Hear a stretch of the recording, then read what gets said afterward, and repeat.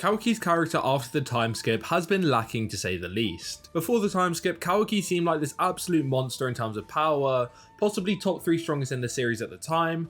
However, as soon as we jump into 2 Blue Vortex, there was a massive change. Kawaki seemed powerless once again, getting knocked out by Mitsuki, Jura and Boruto, all with relative ease, and us fans just pinned it down to the power creep that occurred during the time skip, with everyone just getting stronger, whereas Kawaki seemed capped to the capabilities of his karma. And that made sense for the most part, but it turns out we were all wrong. In chapter 15 of Boruto 2 Blue Vortex, we find out that Kawaki's power was actually being limited. Now the reason I bring this up is because this moment seems to be setting up for Kawaki's next big power up, the Karma V3. And in this video, I'm going to discuss exactly how Kawaki will gain this power up, all of its abilities, and how it impacts Boruto 2 Blue Vortex as a story. Anyways, before we get into that, I always forget to ask, but if you are enjoying the content at the moment and you want to see more content like this, then please consider subscribing as it helps out the channel massively. But with that all said, let's get into this video. So for starters, let's go back to part 1 of Boruto and have a look at Kawaki's character. Kawaki was abused and tortured almost his entire life. From his abusive father to the training Jougan put him through, it's no secret that he had a very troubled and traumatic childhood. But then, as we all know, Naruto came in and saved Kawaki by taking him under his wing as a member of his own family. Kawaki had never experienced this feeling of security and love that Naruto provided, causing him to become extremely attached to Naruto. This attachment became more and more prevalent as the story progressed, and Kawaki realized more and more that he couldn't bear the thought of Naruto being in danger. And with Naruto losing Kurama, Kawaki knew that Naruto was no longer able to protect himself from the dangers of their world. So Kawaki took it upon himself to be the protector of Naruto. As we all know, Kawaki viewed the Otsutsuki as the root of evil and the only real threat to Naruto, so it became his mission to eradicate all of the Otsutsukis that infected their world. This desire to protect Naruto drove him almost to a state of insanity, where in part 1 he was willing to sacrifice his own life to Code so that Naruto would be safe from Code's plans of vengeance. But Kawaki realized that giving up his own life wasn't enough to protect Naruto, and instead Kawaki became desperate for power instead. And this desperation continued to grow at a seemingly exponential rate, and Amado picked up on this extremely quickly, and hence he used that desire for power to be the catalyst towards Kawaki's karma remanifesting. Amado knew that Kawaki's emotions caused a very special reaction in not just Kawaki, but the others around him. And that's what this all boils down to. It's why Kawaki seeks to kill Boruto, it's why he wants to kill Code, it's why he's willing to let himself die. He wants to create a safe world that Naruto can live happily inside of. There is little to no selfish desires inside of Kawaki's actions. Instead, it is purely out of love for Naruto, as he is willing to let himself die once he knows that Naruto can be safe. But the interesting thing about all of this is Amado was one of the only people to be aware of Kawaki's insane desire for power in order to protect Naruto. And like I said earlier, he used that knowledge to his advantage to get the karma back inside of Kawaki. Amado is still extremely suspicious, and it's clear he still has unknown goals and desires, and hence he decided to put these limiters on Kawaki. At face value, it seemed like Amado simply did this to prevent Kawaki from dying. However, I don't think it's that simple. Amado specifically made it so Kawaki's attacking potency was significantly reduced. However, he made sure to increase his defensive and regenerative capabilities, which doesn't make complete sense. Wouldn't it be more beneficial to make Kawaki insanely strong so he couldn't be harmed by anyone in the first place? And Amado wouldn't do this to protect himself, as he knows that if Kawaki was to try and kill him, he still has that contingency plan of Kawaki's shutdown code. So ultimately we can rule out that option. Instead, I think Amado wants more out of Kawaki's karma. Before Kawaki lost his karma, Kawaki was able to reach his karma V2 state simply out of despair when he wanted to protect Naruto from Jigen. Amado was likely aware that Kawaki's karma worked in this way, where Kawaki could cause growth in his karma's capabilities simply from his emotions. Which is how Amado knew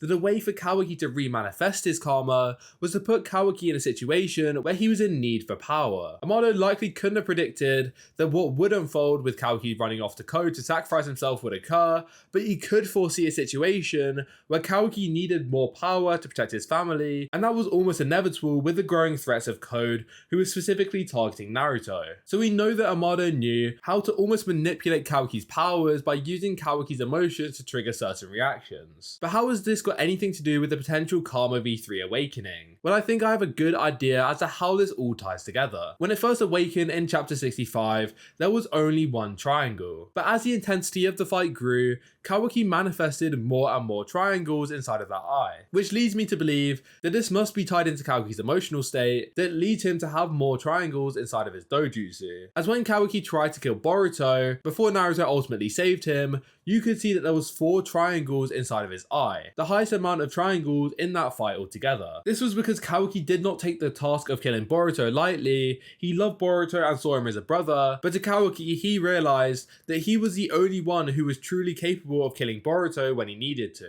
Regardless of his feelings towards him, he knew what he needed to do, or at least in his eyes. Then when Kawaki sealed Naruto away in chapter 77, he manifested 5 triangles inside of his eye, and I think you were starting to see the pattern here. The more emotional Kawaki feels at the moment of using this dojutsu, the more triangles will manifest. However, if you think about it logically, why would Kawaki not have the complete dojutsu to begin with? He was a completely compatible candidate for Ishiki's karma, and on top of this, the dojutsu wasn't white like it was in Jigen's case, it was a yellowy orange color like it was inside of Ishiki. But instead, Kawaki started with one triangle. However, I think it turns out this was actually Amado's doing. We know that Amado put a limit on Kawaki's physical capabilities, and hence he probably would have done the same for Kawaki's ocular abilities, which is why Kawaki had an incomplete dojutsu. But we see in Boruto 2 Blue Vortex, Kawaki has unlocked the entire dojutsu, so this must mean that Kawaki has gone through some highly tense or emotional moments during the time skip that simply led him over time to overcome the limits Amado put on him, and hence why he now has a full dojutsu. The reason I bring this all up is because Amado actually knew this would happen, and it was in fact an intentional design in Kawaki's karma. Amado knew that Kawaki now thought that instead of coming up with compromises with his opponents, Kawaki would use his power instead. But by putting a limit on Kawaki's power, where in the short term Kawaki would have enough strength to defeat Code and the immediate threats to their world,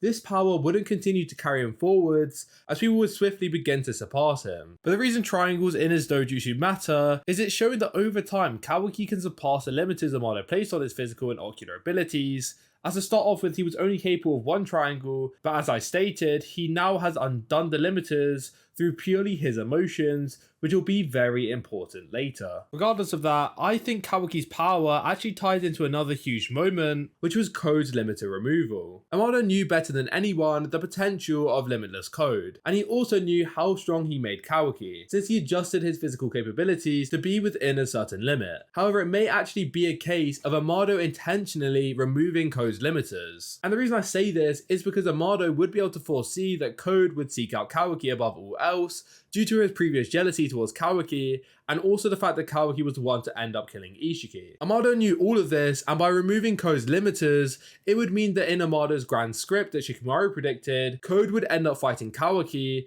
and Kawaki would realize that despite the huge power-up of the Karma V2, he is still weaker than Code. This would be an absolutely insane revelation, where it would turn out that Shikamaru was correct with what he said about Amado having this master script, since it would align with his goals by having Kawaki gain this Karma V2, as well as Code to undo his limiters. And I'll get into why Amado needed Code to be stronger than Kawaki in a minute, but also think about it now, another thing Amado controlled was the pills he gave to Boruto. Perhaps Amado intentionally gave these pills to Boruto to bring out Momoshiki, and we saw that Boruto randomly got that heart attack after using his karma that led to Momoshiki taking over. Amado had a great understanding of the karma, so perhaps he knew exactly what he was doing when he gave Boruto these pills that caused Momoshiki to take over. I think Amado may have wanted Momoshiki to re-emerge, as it would mean that Kawaki would end up being forced to kill his own brother, which would cause a massive emotional reaction inside of Kawaki. Unfortunately, this script fell apart when Boruto resurrected and Omnipotence occurred. As we saw, instead of targeting Kawaki, Code ended up targeting Boruto,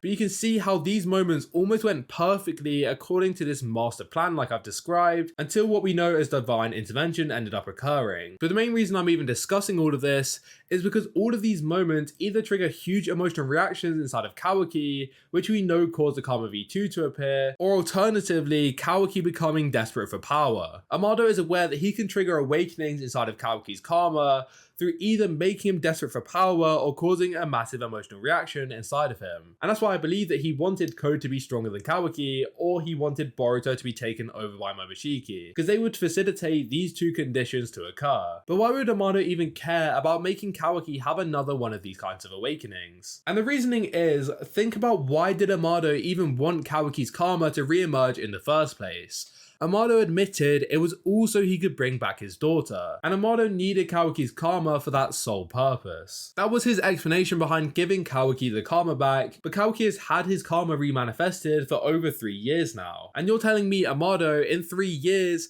hasn't tried to revive his daughter once? You would think that the moment Kawaki's karma was back, Amado would instantly try and revive his daughter. Just think about it, Amado's one entire goal in life is to revive his daughter. He has been driven into so many dark corners, being forced to carry out so many immoral practices, all with the goal of ultimately bringing her back. Amado would seemingly stop at nothing to achieve this goal, and do you remember back in chapter 79, the complete desperation on his face when Shikamaru threatened to kill Kawaki? The thought of Amado losing his only means of reviving Akabe was just terrifying to him. But if he was so desperate, then why on earth, like I said, did he not try and get Kawaki to revive his daughter? We know that Amado had a shutdown code on Kawaki if he ever refused to help Amado bring back his daughter, but like I just discussed, he literally has not used any of these means to attempt to bring her back. Instead, he seems to be waiting patiently for something to happen to attempt to bring her back. If Amado simply wanted to protect Kawaki, he would make Kawaki as strong as possible, as logically attack is the best form of defense in the world of Naruto.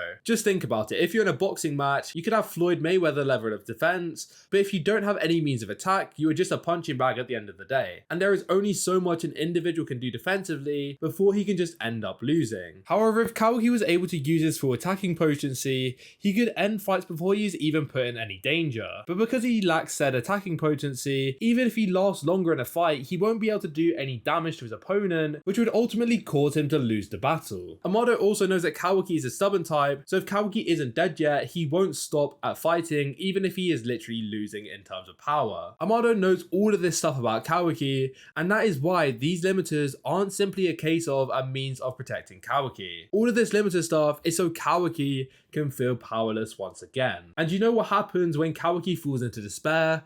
New awakenings. Amado is controlling everything I said in this video because he needs one more awakening from Kawaki, and this awakening will be the Karma V3, the ability that will provide Amado with the means to bring back his daughter. Think about it, in the time skip, Kawaki has fallen so far behind, similar to the position he was in before his karma came back, where he just has to watch on while the fate of the village and Naruto unfolds right in front of him. He is aware that if he dies, Naruto goes along with him, so he simply won't allow himself to die, nor let the village get destroyed, as he knows that Naruto cherished the village, so Kawaki believes that he must protect Konoha as well as Naruto. But Kawaki in his current state can't do all of that, especially against the threats of the Shinju and Code. So the Karma V3 is the only logical power-up that Kawaki can undergo. It will come in a moment of desperation, but trust me when I say that it will come sooner than you think. And the reason I say this is the power dynamic between Boruto and Kawaki is a constant back and forth battle, but the Karma V3 will shift the power scaling back in Kawaki's favor,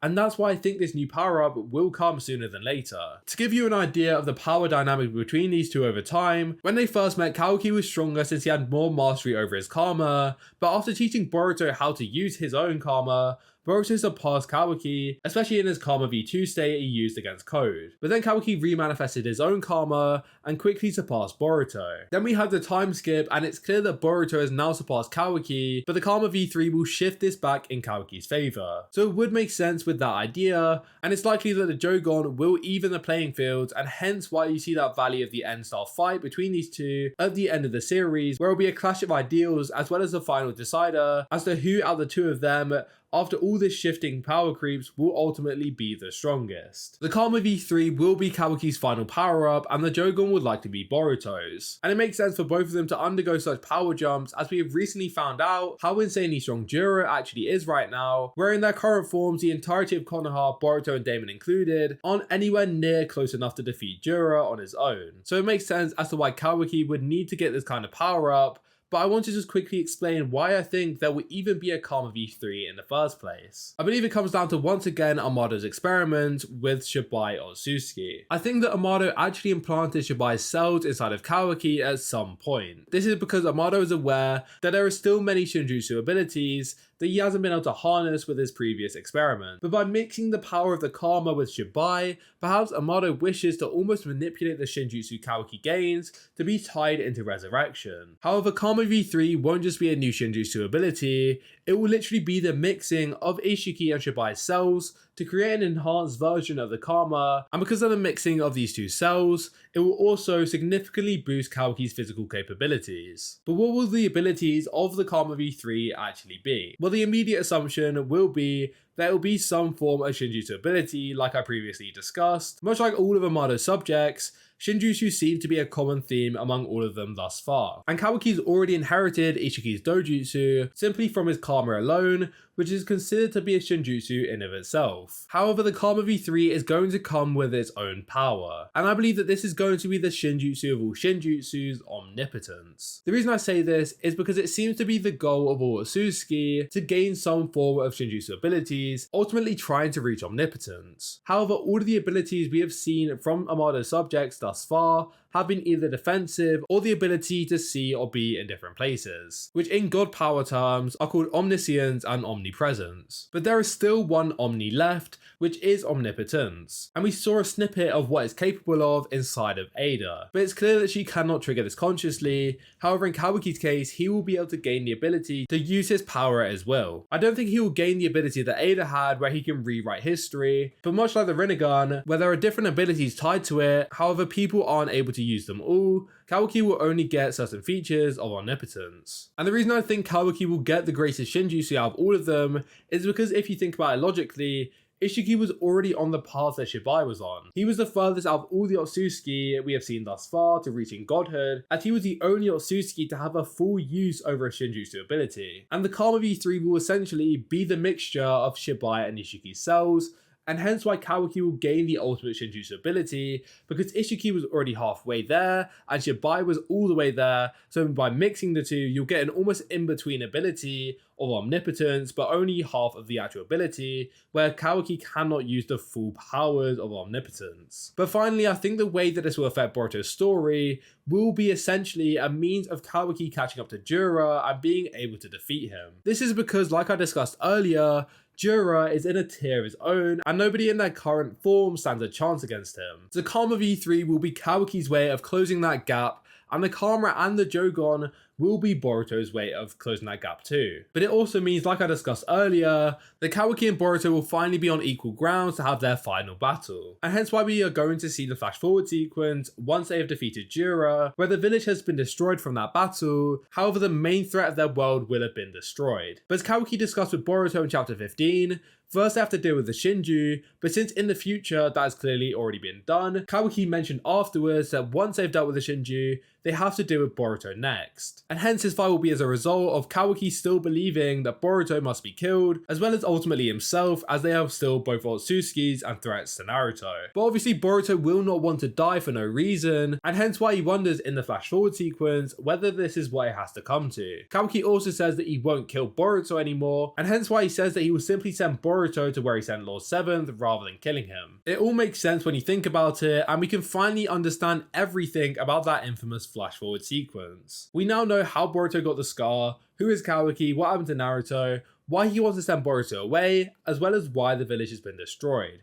which previously we thought is Kawaki, but it turns out it was probably Jura's doing. It legit all makes sense, and I guess the flash forward sequence ultimately confirms that in the end, they end up defeating Jura, which I understand that it's a shonen manga, so I guess it could have been presumed anyways, but I guess that just puts it in concrete evidence for us now. Anyways, that is going to be a wrap for this video, so make sure to let me know your thoughts on this theory in the comments down below. Also be sure to like this video if you did enjoy it, as it lets me know that you're enjoying the content, and it also pushes this video out to more and more people. And if you do want to see more content like this, then be sure to subscribe so YouTube recommends my videos to you in the future, and it also helps out the channel massively. All the support is muchly appreciated. But with that all said, I hope you enjoyed, and I'll see you all in the next one. Goodbye.